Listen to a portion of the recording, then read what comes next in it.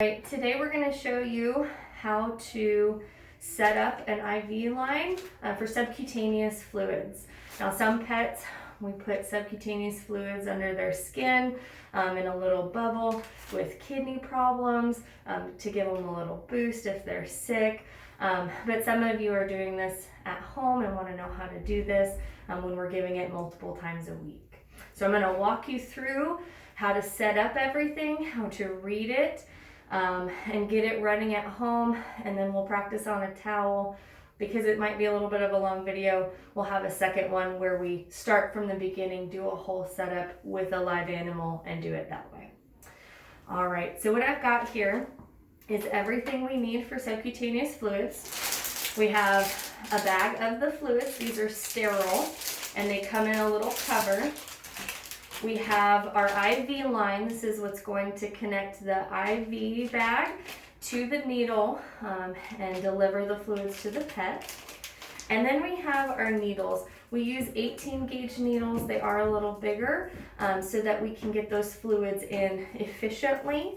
And we usually send you with some of those. So when you're setting up your IV set, the first thing you're going to do is take your bag out of its bag. And it comes apart real easy like that. You can just throw this one away. As you can see, this is how you hold the bag upright.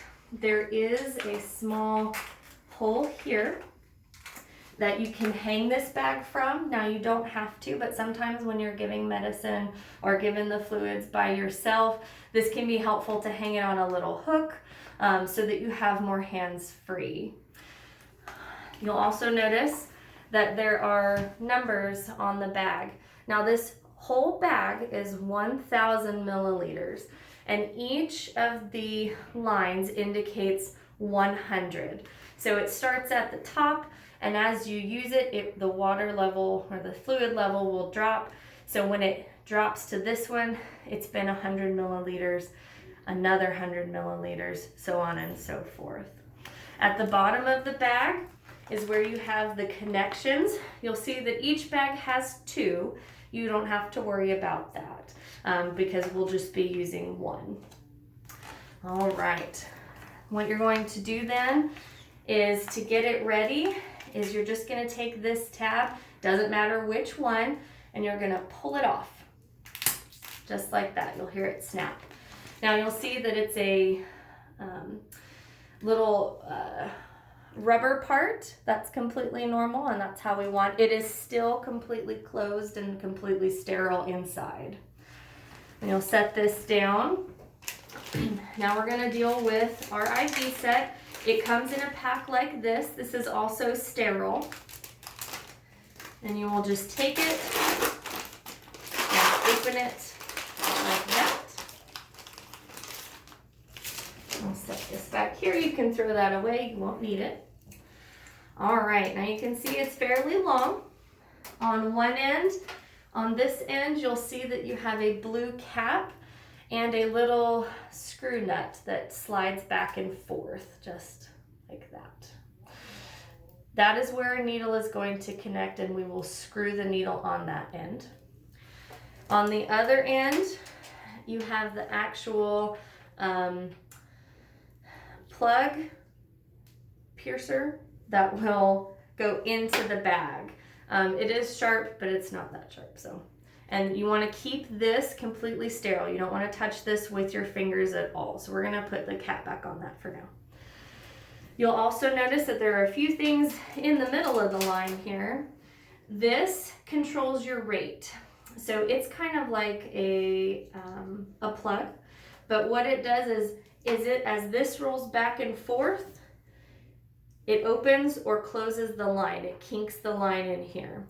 So when it's rolled all the way up, the line is completely open, and you'll see you can move it along that line.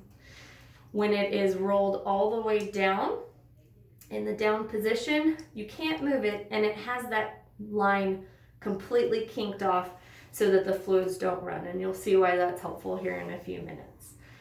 There's also a quicker way to kink the line off. It's this blue cap here, and you really just squeeze it, and your line is kinked off. Okay, and then you just unclip it and you're ready to go again. This is a needle port. This is also a needle port. Just keep the red caps on. This is for use in the hospital. You won't need to worry about these. This white clip is just like the blue clip. If you push it, it's just a different setup. Now your line is kinked off. The line is flowing again. I only recommend using one of the clips. And that way it keeps it easy. You'll know which one's flowing. So keep all of them open except one, and use whichever one you like to stop and start your fluids. Okay, so what we're gonna do is we're gonna connect the IV line to the bag of fluids. So what you're going to do is you're gonna take this protective cap off. You've already taken the clip off of the orange port, and all you're gonna do is push it into that rubber part, and it will go. Just keep pushing all the way in so it's fully seated. You can see how that looks. You can see the spike in there, just like that. Now, before you set this upright, you're gonna wanna make sure that this is clipped off, because as soon as you push that bag up, fluids are gonna flow. All right. Now the next step is to prime our line. This whole line is full of air. We wanna make sure it's full of fluid before we attach it and start administering fluid, so we don't get an air pocket under the skin. It's not dangerous, but it is uncomfortable when we have the air bubble. So what I'm gonna do is I'm going to set this back up. Now again, you can hang it or you can just hold it. You'll see that because this is clamped off, no fluid is running into the line from the bag. As soon as I open that, we're gonna have some fluid running. So what I recommend to what we call prime the line is, we're gonna do it here over a paper towel, but doing it in the sink works really well at home. What we're gonna do is lay this down. It's still got its protective covering, and I'm going to roll this up and let it flow so that you can start to see. Now you can start to see as I get closer to fully open, you can start to see it dripping as that comes down. All right, so I'm gonna open it, and the fluid line is coming down. I'm gonna squeeze it a little bit to make it go a little bit faster, but you're gonna watch the water of the fluid go all the way through the line and push all of that air out. It's gonna take a minute. If you find that it's going too slow, you can take the blue cap off the end. Just make sure you keep it sterile, nothing touches it. All right. So the fluid has reached the blue cap. So we have it all the way through, and I'm going to shut the fluids off and set them back down. The next thing I'm going to do is attach my needle to this end. The needles typically come in packs of 5 and they're attached. They are just perforated. You can just separate them that way. There is one end where you can separate these just like so, and you just peel it back. Now the important part of this is not to touch this part.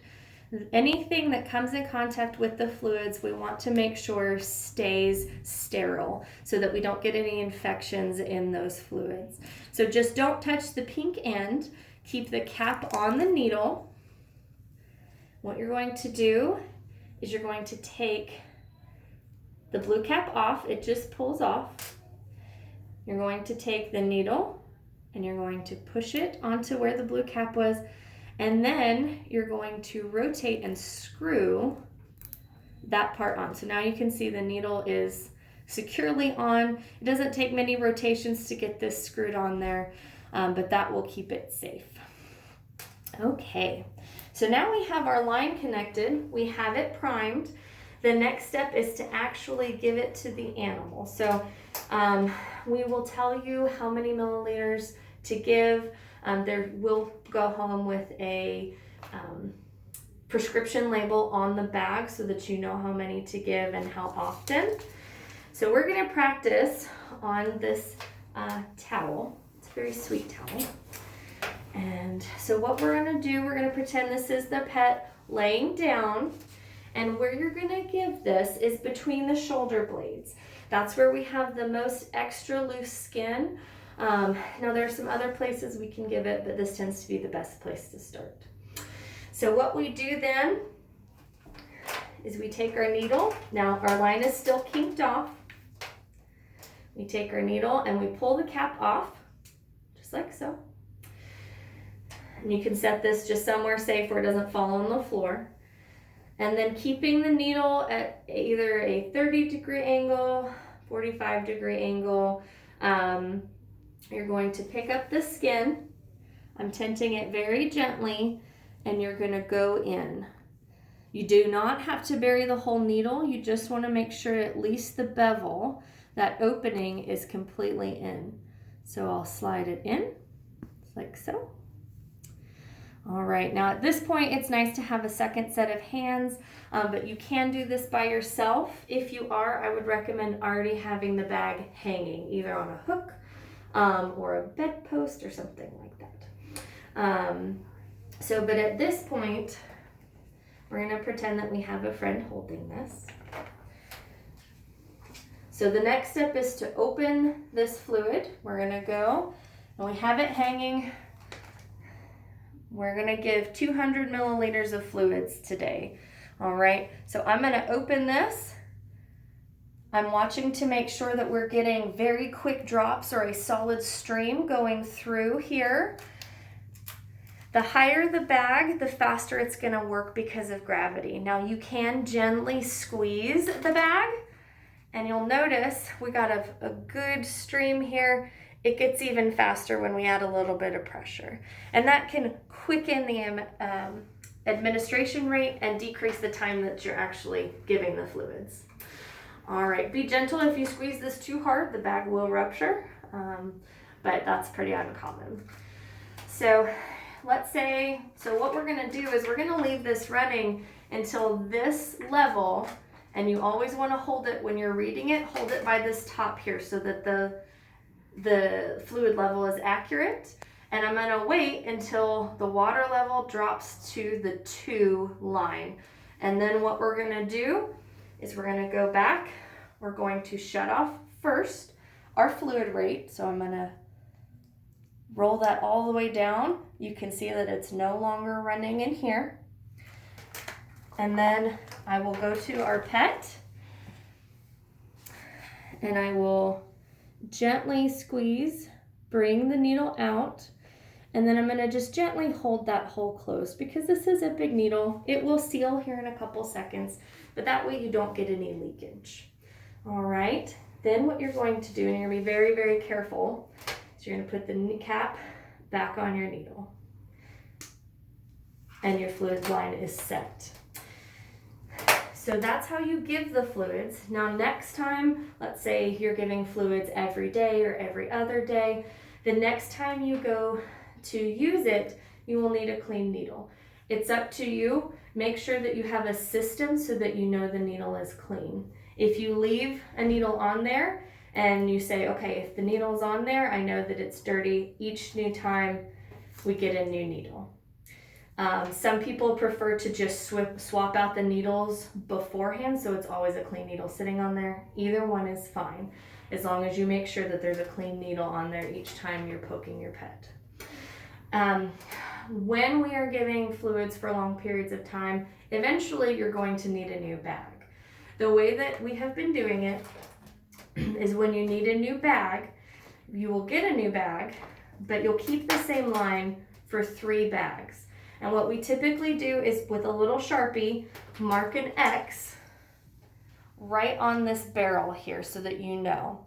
And after 3 bags, you will get a new line and do the new setup. We'll do a second video here in a little while with an actual pet so that you can see it in action all the way through.